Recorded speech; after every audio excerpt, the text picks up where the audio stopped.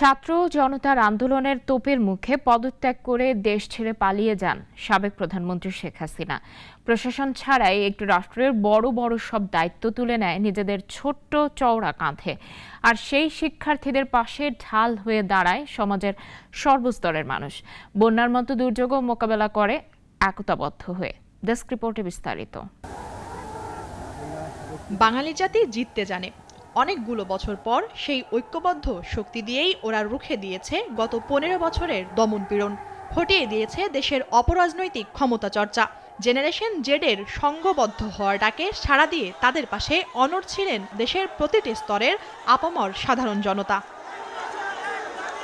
জুলাই মাসের কোটা সংস্কার আন্দোলনের শুরুটা 4 দফা দাবি দিয়ে হলেও পরবর্তী দাবি না মেনে বিভিন্ন অপশক্তির মাধ্যমে আন্দোলন দমানোর চেষ্টা করলে শিক্ষার্থীরা দাবি করেন 9 দফার।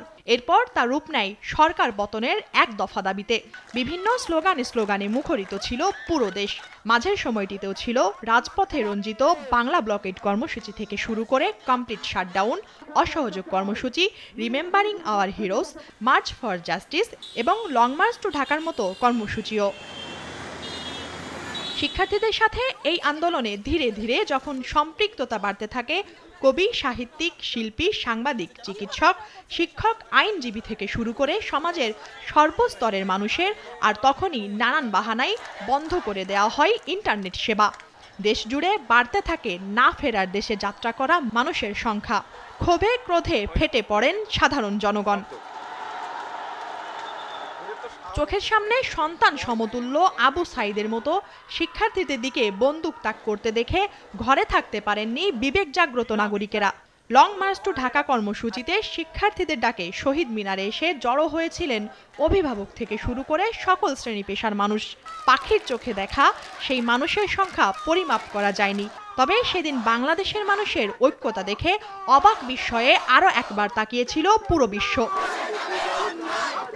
5 আগস্ট ছাত্র জনতার গণ অভ্যুত্থানে পদত্যাগ করেন সাবেক প্রধানমন্ত্রী শেখ হাসিনা। রাজপথে শুরু হয় সর্বস্তরের মানুষের বিজয় উল্লাস। গত কয়েকদিনের গুলির শব্দে আতঙ্কিত জনপদ দেখে যেন মনে হয় এক বহুল কাঙ্ক্ষিত উৎসব। বাংলার আকাশে বাতাসে ভাসতে থাকে সেদিন ছাত্র জনতার জয়ধ্বনি। গণ অভ্যুত্থানের পর সামনে আসে এক নতুন বাংলাদেশ। গঠন করা হয় অন্তর্বর্তীকালীন সরকার। উপদেষ্টা মণ্ডলীর সাথে রাষ্ট্র সংস্কারের কাজে হাত লাগান দেশের সাধারণ শিক্ষার্থীরা।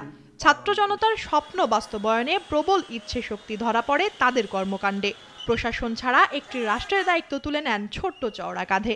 কখনো ট্রাফিকের দায়িত্ব, কখনো বাজার মনিটরিং, আবার কখনো রং তুলি দিয়ে দেয়ালে দেয়ালে গ্রাফিতির আয়োজনে নতুন এক সাম্যের বাংলাদেশের চিত্র।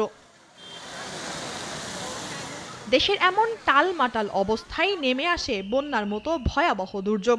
গত 34 বছরের মধ্যে দেশের পূর্বাঞ্চলের মানুষ সাক্ষী হন সবচেয়ে ভয়াবহ সাম্প্রতিক এই বন্যার। তবে সেই বন্যা দুর্গতদের পাশে ঢাল হয়ে দাঁড়িয়েছিল সারা দেশের মানুষ। টিএসসিতে গণত্রাণ কর্মসূচি, বিভিন্ন ধর্মীয় সংগঠনের সহায়তা, প্রধান উপদেষ্টার ত্রাণ তহবিলে সহায়তার বাইরেও ব্যক্তিগত ও প্রাতিষ্ঠানিক উদ্যোগে ত্রাণ সামগ্রী নিয়ে প্রত্যন্ত অঞ্চলে গিয়ে বন্যা দুর্গতদের হাতে হাতে ত্রাণ তুলে দেওয়ার সেই অভূতপূর্ব ঐক্যতার দৃশ্যও হৃদয় নিংড়েছে সকলের।